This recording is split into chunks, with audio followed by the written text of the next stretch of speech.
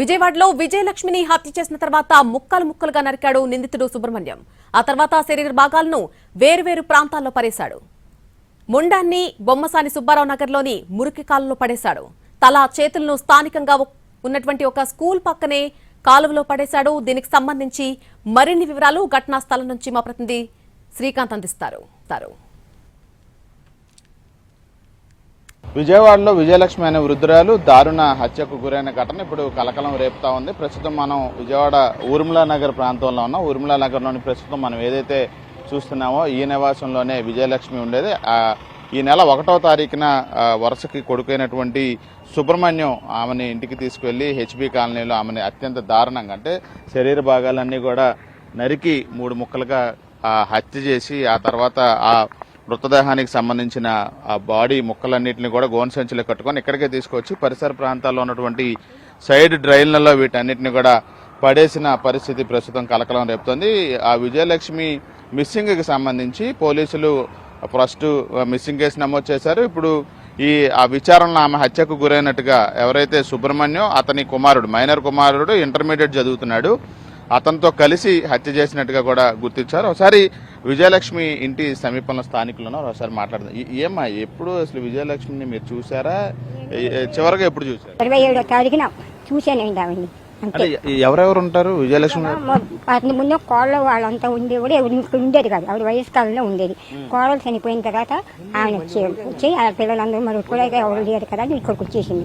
వచ్చి అందరూ బాగానే ఉంటున్నారండి. మరి ఒకటే ఉంటుందా? ఒకటే ఉండేది. కొడుకు మనవాడు ఇద్దరు కలిసి ఉంటారండి.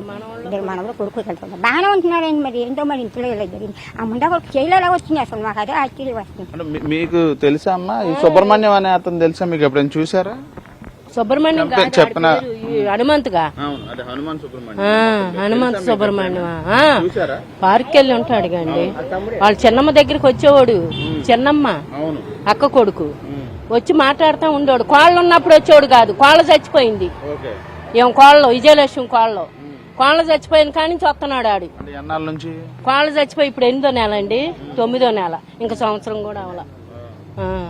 ఇంత హత్య చేసేంత గొడవలు ఉన్నాయని ఎప్పుడైనా అనుకున్నారా? ఆస్తులు కాడ ఏమున్నాయో మనకైతే తెలియదు. చిన్నమ్మ అని కూర్చొని మాట్లాడేవాడయ్యా. మరి ఇదేంటో నమ్మించి మాకు పింఛన్ కాడ తెలిసింది నాన్న. ఎప్పుడు తెలిసింది హత్య జరిగినట్టు? వాళ్ళ అబ్బాయి వచ్చి మా దగ్గర మా అమ్మ కనపడతలేదా అంటే పింఛన్ వాళ్ళు వచ్చారు పింఛన్ ఇవ్వటానికి, మా అమ్మ కనపడతలేదు అన్నాడు. అదేంటి రవి ఇప్పుడు దాకా నిన్నేగా బ్యాగ్ తగిలించుకొని వెళ్ళింది, కనపడపోవటం ఏంటి రవి అన్నాం. ఏమో అంటే కనపడలేదని తెల్లారి బొండం కనపడింది. వాళ్ళ ఎక్కడ మొండం ఎక్కడ? ఆ కాలువలో, పెద్ద కాలువలో ఆ మొండం కనపడ్డాక మాకు ఏమో అని అనుమానం వచ్చింది. అంటే ఈ ఎవరైతే హనుమంత్ సుబ్రహ్మణ్యం ఉన్నాడు చంపిన వ్యక్తి, వాళ్ళ ఆవిడ వెళ్ళిపోవటానికి ఏమకి కారణాలు ఉన్నాయని కూడా చెప్తున్నారు. అయ్యేమన్నా ఉన్నాయి మీకు తెలుసా? ఆమెకేం తెలుసు? ఆమె వైఎస్ కాలనీలో ఉండేదిగా. హనుమంత్ పెళ్ళం వెళ్ళిపోయిందిగా. ఈయన్నే సంపబోయింది అప్పుడు తీసుకెళ్ళి అక్కడ హనుమంతుని. కారణాలు ఏంటనేది మీకు పెద్దగా తెలియదు నాన్న. రవి వచ్చి చెప్పేదాకా మాకు తెలియదు. చివరిగా ఎప్పుడు చూసారు? సోమవారం బ్యాగ్ తగిలించుకొని వెళ్ళింది. ఎవరు? ఆయన సుబ్రహ్మణ్యంతో ఒక్కటే పెళ్లిళ్ళకి వెళ్తది.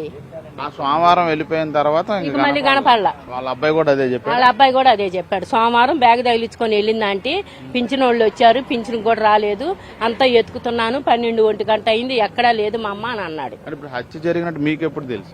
మాకా రవి వీళ్ళ అబ్బాయి చెప్పాడు. నిన్న మొన్న 3 రోజులు హత్య చేసినటువంటి నిందితులు ఇద్దరిని కూడా అదుపులో తీసుకోవడానికి సంబంధించి విచారణ ముమ్మరం చేసినట్టుగా మనకు తెలుస్తోంది. శరీర భాగాలను కూడా ఈ సమీపంలోని కాలువలోనే పడేసిన పరిస్థితి కూడా. Camera person editor Srikanth, NTV, Vijayawada.